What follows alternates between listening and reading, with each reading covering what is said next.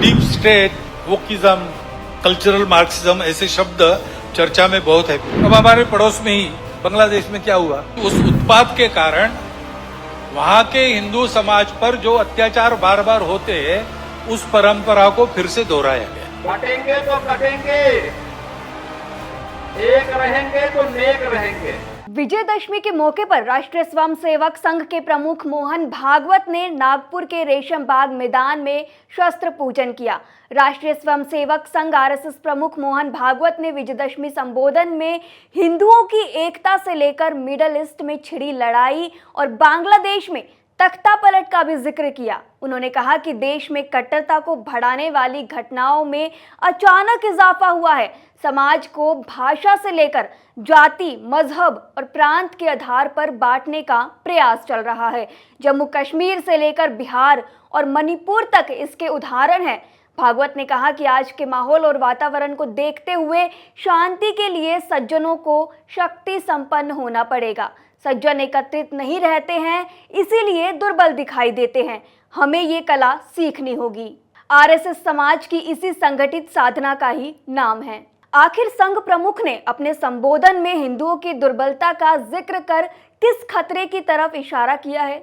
वरिष्ठ पत्रकार कहते हैं कि डॉक्टर मोहन भागवत का सालाना विजयदशमी संबोधन स्वयं सेवकों को दिशा दशा देने के लिए होता है। चूंकि इस केंद्र में भारतीय जनता पार्टी की सरकार है, इसीलिए आरएसएस प्रमुख का ये संबोधन और महत्वपूर्ण हो जाता है। अभी के संदर्भ में देखें तो मोहन भागवत के संबोधन का एक बड़ा मतलब यह निकलता है कि हिंदू शक्तिशाली रहें और दुनिया के हर कोने में रहे, ऐसा वे चाहते हैं। उन्होंने बांग्लादेश में तख्ता पलट के बाद हिंदुओं पर अत्याचार का जिक्र करते हुए कहा कि पहली बार बांग्लादेश में हिंदुओं ने एकजुट होकर प्रतिकार किया। जब उन्होंने प्रतिकार किया तो उनके ऊपर हो रहे हमले रुक गए। आपको बता दें कि संघ प्रमुख लगातार इस बात की तरफ इशारा कर रहे हैं कि हिंदू एकजुट नहीं है। हाल ही में उत्तर प्रदेश के मुख्यमंत्री योगी आदित्यनाथ ने भी इसी तरफ इशारा किया था। बहनों और भाइयों, राष्ट्र से बढ़कर के कुछ नहीं हो सकता, कुछ नहीं हो सकता। और राष्ट्र तब सशक्त होगा जब हम एक रहेंगे, नेक रहेंगे, तभी नेक रहेंगे। बटेंगे तो कटेंगे। आप देख रहे हैं ना, बांग्लादेश में देख रहे हो ना, तो वो गलतियां यहां नहीं होनी चाहिए। बटेंगे तो कटेंगे,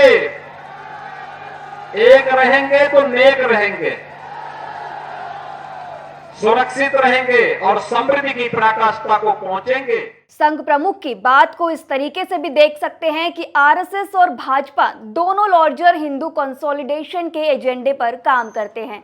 कई बार कहा जाता है कि आरएसएस अपने एजेंडे से भटक गया है, लेकिन मोहन भागवत के बयान से साफ है कि वह अपने एजेंडे पर पूरी मजबूती से डटे हुए हैं और आगे भी बढ़ रहे हैं। आरएसएस प्रमुख के संबोधन में बांग्लादेश के जिक्र का एक और मतलब ये भी हो सकता है, उन्होंने सरकार को भी एक तरीके से मैसेज दिया है कि कम से कम जहां हिंदू हैं उनके मसले पर सरकार प्रतिक्रिया देती हुई दिखाई देनी चाहिए। बांग्लादेश के बहाने संघ प्रमुख ने एक तरीके से अमेरिका को भी निशाने पर लिया है और इशारों में कहा कि अमेरिका का अगला टारगेट भारत हो सकता है, क्योंकि वह किसी को आगे बढ़ता नहीं देख सकता।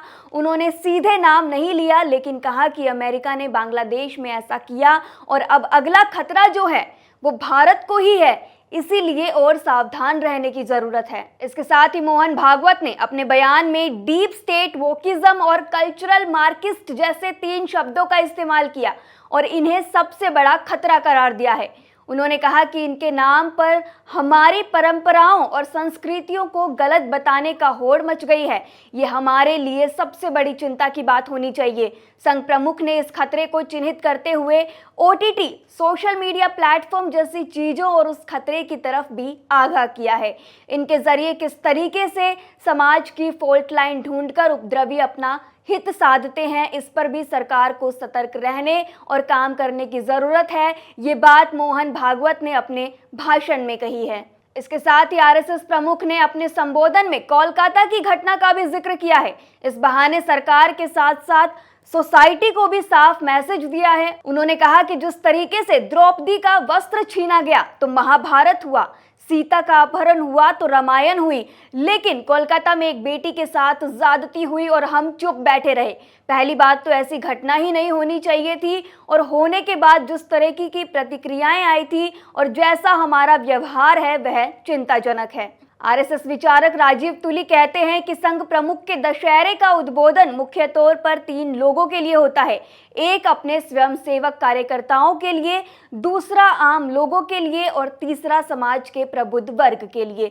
संघ पिछले 100 साल से हिंदुओं को एकजुट करने और सशक्त बनाने का ही काम करता आ रहा है, लेकिन कभी रोहित वेमुला तो कभी किसी और चीज के नाम पर इसको डिरेल करने की कोशिश की जाती है।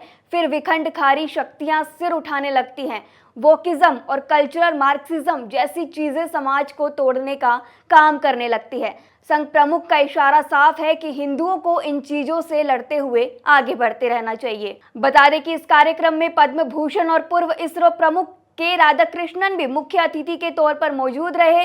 इस दौरान राष्ट्रीय स्वयंसेवक संघ के सदस्य नागपुर में आरएसएस मुख्यालय में विजयदशमी मनाने के लिए एकत्रित होकर संघ प्रार्थना की।